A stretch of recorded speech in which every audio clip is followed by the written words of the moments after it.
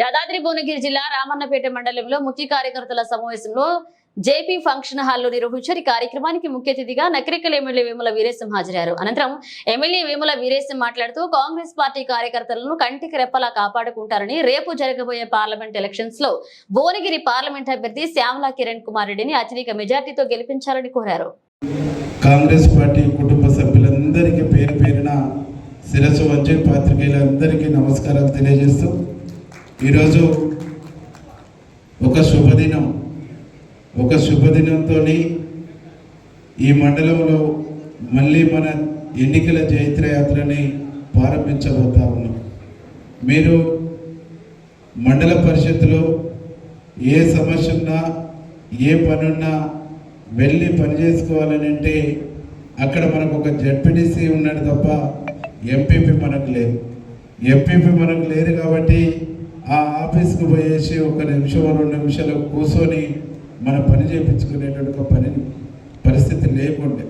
కాబట్టి చాలా రోజుల నుంచి రెహన్ ఒకవైపు, జ్యోతక్క ఒకవైపు, వీరికి తోడుగా సిపిఎం సోదరులు కూడా ఒకవైపు, అట్లాగే మన అరిసిని వీళ్ళందరూ కూడా కొట్లాడి ఆ పీఠం మీద, ఆ సీటు మీద కాంగ్రెస్ ఎంపీపీని కూర్చోబెట్టుకోవాలనేటువంటి ఒక సంకల్పంతో, పట్టుదలతో ఫైట్ చేసి కొట్లాడి విజయం సాధించారు.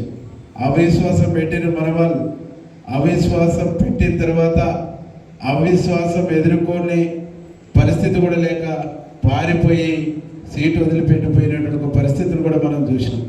అంటే ముందే పారిపోయినంటేనే ఈ ప్రాంతంలో కాంగ్రెస్ పార్టీ యొక్క శక్తి, మీ యొక్క శక్తి, మన ప్రజాప్రతినిధుల శక్తి ఎంత గొప్పదో ఆలోచన చేయమని చెప్పేసి మీ అందరూ కూడా కోరుతాం. ఈరోజు మనస్ఫూర్తిగా వారిని అభినందిస్తూ, వారికి అన్ని విధాలుగా సహకరిస్తున్నటువంటి వారి కుమారుడైనటువంటి మిత్రుడు బాలకృష్ణ గారికి కూడా మనస్ఫూర్తిగా అభినందనలు, కృతజ్ఞతలు. ఈ కార్యక్రమాన్ని 3 భాగాలుగా మన నాయకత్వం విభజించుకొని మల్లారెడ్డి అన్నేమో సభ, మీ అందరికి సమాచారం ఏర్పాట్లు చూస్తే, అట్లాగే రాజిరెడ్డి, బాలకృష్ణ, అట్లాగే తిమ్మాపురం మహేంద్రన్న, జ్యోతక్క, రేహను వీళ్ళందరూ ఈ ఎంపీటీసీలను సమన్వయం, అట్లాగే మన జింకల ప్రభాకర్ అన్న, మిగతా రేహను, మిగతా అక్రమం ప్లస్ జిల్లా ముఖ్యమంత్రి రేవంత్ రెడ్డి గారు, పెద్దలు సోనియా గాంధీ గారు, మల్లికార్జున ఖర్గే గారు, రాహుల్ గాంధీ గారు, మన నాయకులు కోమటిరెడ్డి వెంకరెడ్డి అన్న గారు, అట్లాగే రాజగోపాల్ రెడ్డిని ఎంపీ అభ్యర్థిగా మనకు ప్రకటించడం జరిగింది.